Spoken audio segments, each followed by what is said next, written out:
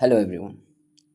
आज हम लोग प्रेजेंट इंडेफिनिट टेंस का इंट्रोगेटिव फर्स्ट का ही डब्ल्यू एच फैमिली यानी कि क्वेश्चन वर्ड के साथ हम लोग सेंटेंस देखने वाले हैं।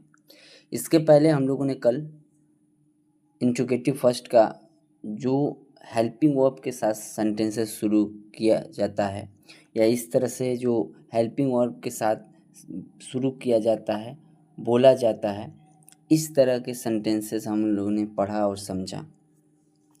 आज हम लोग इसको क्वेश्चन वर्ड के साथ देखेंगे। देखिए, क्वेश्चन वर्ड क्या होता है कि जब हम किसी से कोई टाइम पूछते हैं, कोई रीज़न पूछते हैं या क्वांटिटी पूछना हो, ये सारी जो भी वर्ड होते हैं क्वेश्चंस, जैसे मान लेते हैं आप पूछें कि आप कब स्कूल जाते हैं, आप कब पढ़ते हैं, आप कब बाज़ार जाते हैं, आप कब खेलते हैं। आप टाइम पूछ रहे हो, कब पूछिए आप, तो ये हमारा क्वेश्चन वर्ड होगा। अब रीज़न पूछना है तो आप क्यों वहाँ जाते हैं, आप क्यों पढ़ते हैं, आप क्यों इससे बात करते हैं, आप क्यों खेलते हैं। तो आप यहाँ पर देख सकते हैं कि जो रीज़न पूछ रहे हैं आप। और नेक्स्ट देखते हैं, अगर आप क्वांटिटी की बात करते हैं तो आप बोलते हैं आप कितने रोटी खाते हैं, आप कितने पैसा उसे देते हैं, आप कितना किताब बेचते हैं, खरीदते हैं। तो ये हमारे क्वांटिटी के तौर पे जो क्वेश्चंस आएंगे, कितना, कितनी, कितने, कब, क्यों, कैसे, कहाँ, ये सारे हमारे क्वेश्चन वर्ड हो जाएंगे। चलिए आगे देखते हैं, हम लोग स्ट्रक्चर देखेंगे। डब्ल्यू एच वर्ड यानी कि क्वेश्चन वर्ड।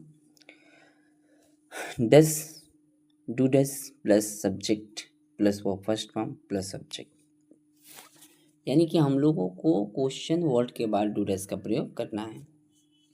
डू डज या डज भी पहले आ सकता है, फिर डू भी लिख सकते हैं, या डू पहले आ सकता है फिर डज। मतलब डू डज का यूज हम लोग सब्जेक्ट के अकॉर्डिंग करना है। जिससे डू का हम लोग प्रयोग आई, वी, यू दे के साथ करेंगे, और does he, she, it, name और सिंगुलर के साथ।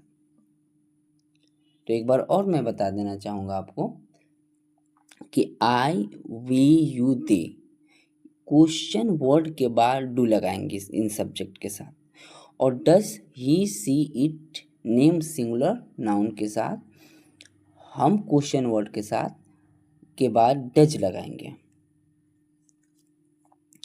चलिए एग्जाम्पल देखते हैं। हमारा फर्स्ट एग्जाम्पल है, तुम स्कूल कब जाते हो। तो आप यहाँ पे देखेंगे कब आया, तो सबसे पहले हम लोगों को सेंटेंस में क्वेश्चन वर्ड का इंग्लिश बनाना है। जैसे कब का इंग्लिश वेन हो जाएगा, तो when do you go to school, तुम स्कूल कब जाते हो।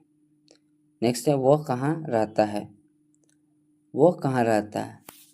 अब कहाँ का इंग्लिश क्या हो जाएगा, वेयर हो जाएगा। वेयर मैंने बताया है ना, क्वेश्चन वर्ड के साथ या क्वेश्चन वर्ड के बाद हम लोग डू डज का प्रयोग करते हैं, और अकॉर्डिंग टू सब्जेक्ट।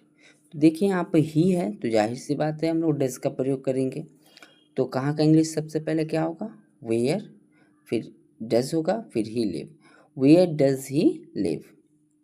नेक्स्ट देखते हैं, तुम यह किताब क्यों पढ़ते हो। यहाँ पे आप रीज़न पूछ रहे हो, तो कैसे होगा, why do you read this book. वह किसे पत्र लिखता है, whom does he write a letter to। तुम्हें यह फल कौन देता है, who gives you this fruit। तुम किसके साथ खेलते हो, with whom do you play।